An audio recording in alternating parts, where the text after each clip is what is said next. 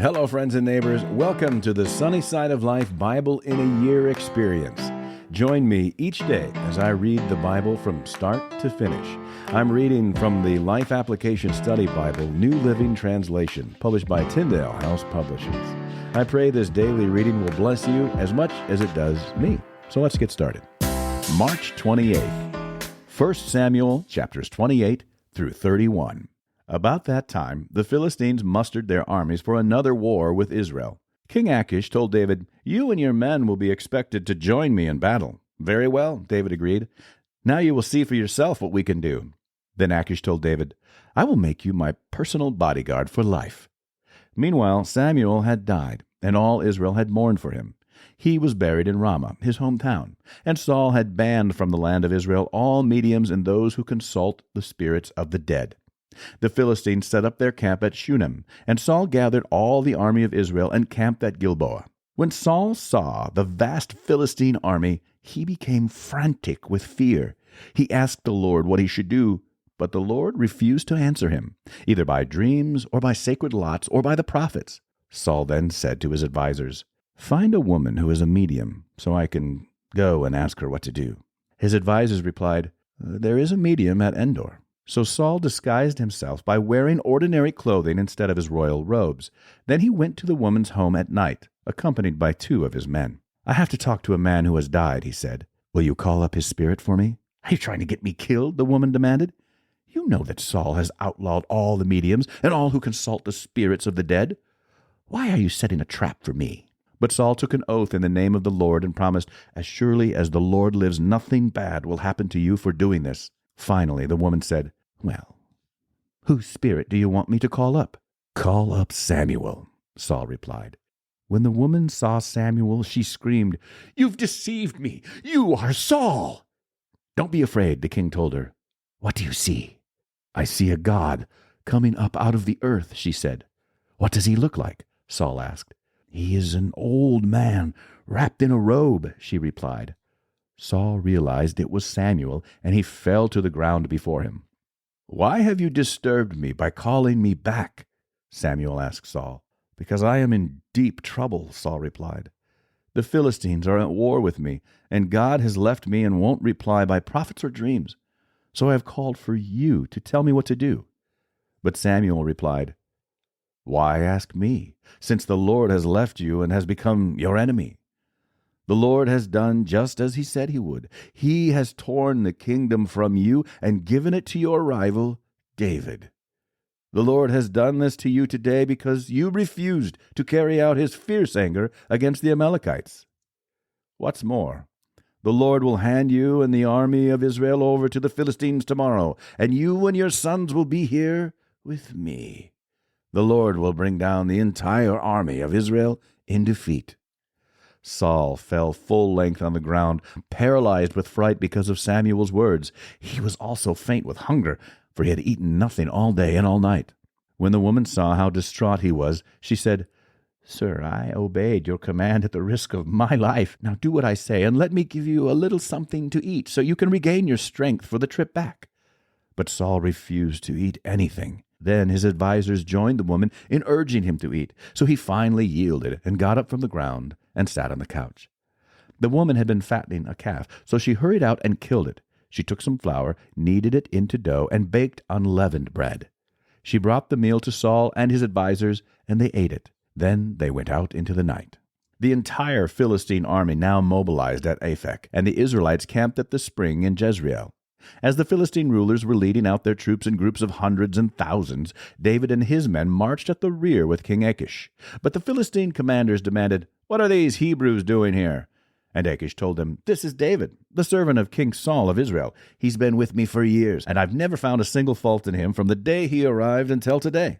But the Philistine commanders were angry. "Send him back to the town you've given him," they demanded. "He can't go into battle with us. What if he turns against us in battle and becomes our adversary? Is there any better way for him to reconcile himself with his master than by handing our heads over to him? Isn't this the same David about whom the women of Israel sing in their dances?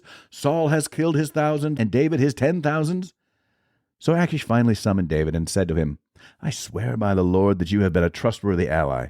I think you should go with me into battle, for I've never found a single flaw in you from the day you arrived until today. But the other Philistine rulers won't hear of it. Please don't upset them, but go back quietly." "What have I done to deserve this treatment?" David demanded. What have you ever found in your servant that I can't go and fight the enemies of my lord the king?" But Achish insisted. "As far as I'm concerned, you're as perfect as an angel of God. But the Philistine commanders are afraid to have you and them in the battle. Now get up early in the morning and leave with your men as soon as it gets light." So David and his men headed back into the land of the Philistines, while the Philistine army went on to Jezreel. 3 days later, when David and his men arrived home at their town of Ziklag, they found that the Amalekites had made a raid into the Negev and Ziklag. They had crushed Ziklag and burned it to the ground. They had carried off the women and children and everyone else, but without killing anyone. When David and his men saw the ruins and realized what had happened to their families, they wept until they could weep no more. David's 2 wives, Ahinoam from Jezreel and Abigail, the widow of Nabal from Carmel, were among those captured. David was now in great danger because all his men were very bitter about losing their sons and daughters, and they began to talk of stoning him. But David found strength in the Lord his God. Then he said to Abiathar the priest, "Bring me the ephod." So Abiathar brought it. Then David asked the Lord, "Should I chase after this band of raiders? Will I catch them?" And the Lord told him, "Yes, go after them. You will surely recover everything that was taken from you." So David and his 600 men set out, and they came to the brook Besor. But 200 of the men were too exhausted to cross the brook, so David continued the pursuit with 400 men. Along the way they found an Egyptian man in a field and brought him to David. They gave him some bread to eat and water to drink. They also gave him a part of a fig cake and 2 clusters of raisins, for he hadn't had anything to eat or drink for 3 days and nights. Before long his strength returned. "To whom do you belong, and where do you come from?" David asked. "I am an Egyptian, the slave of an Amalekite," he replied. "My master abandoned me 3 days ago because I was sick. We were on our way back from raiding the Kerethites in the Negev, the territory of Judah, the land of Caleb, and we had just burned Ziklag." "Will you lead me to this band of raiders?" David asked. The young man replied, "If you take an oath in God's name that you will not kill me or give me back to my master, then I will guide you to them." So he led David to them, and they found the Amalekites spread out across the fields, eating and drinking and dancing with joy because of the vast amount of plunder they had taken from the Philistines and the land of Judah. David and his men rushed in among them and slaughtered them throughout that night and the entire next day until evening. None of the Amalekites escaped except 400 young men who fled on camels. David got back everything the Amalekites had taken, and he rescued his 2 wives. Nothing was missing, small or great, son or daughter, nor anything else that had been taken. David brought everything back. He also recovered all the flocks and herds, and his men drove them ahead of the other livestock. "This plunder belongs to David," they said. Then David returned to the brook Besor and met up with the 200 men who had been left behind because they were too exhausted to go with him. They went out to meet David and his men, and David greeted them joyfully. But some evil troublemakers among David's men said, "They didn't go with us, so they can't have any of the plunder we recovered. Give them their wives and children, and tell them to be gone." But David said, "No, my brothers, don't be selfish with what the Lord has given us. He has kept us safe and helped us defeat the band of raiders that attacked us. Who will listen when you talk like this? We share and share alike, those who go to battle and those who guard the equipment."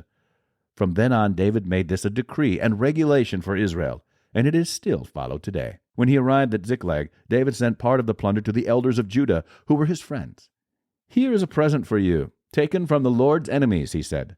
The gifts were sent to the people of the following towns David had visited: Bethel, Ramoth Negev, Jatir, Aroer, Sifmoth, Eshtemoa, Rakal, the towns of the Jerahmeelites, the towns of the Kenites, Hormah, Borashan, Ethak, Hebron, and all the other places David and his men had visited. Now the Philistines attacked Israel, and the men of Israel fled before them. Many were slaughtered on the slopes of Mount Gilboa. The Philistines closed in on Saul and his sons, and they killed 3 of his sons, Jonathan, Abinadab, and Malchishua.